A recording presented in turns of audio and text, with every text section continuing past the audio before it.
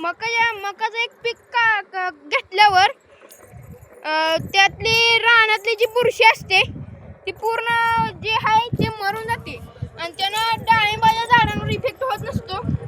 आणि आपण ह्या परत मकाचं एक पीक काढलं की लगेच आपण डाळिंबाची लागवड करणार आहे.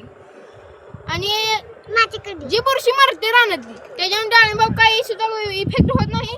आणि रानात डाळिंब चांगले तिथे एक 400 ते 500 ग्राम पर्यंत एक डाळिंब होत असतं आपण जर त्याला नीट लक्ष दिलं तर. हा जर व्हिडिओ तुम्हाला आवडला असेल लाईक करा, शेअर करा, सबस्क्राईब.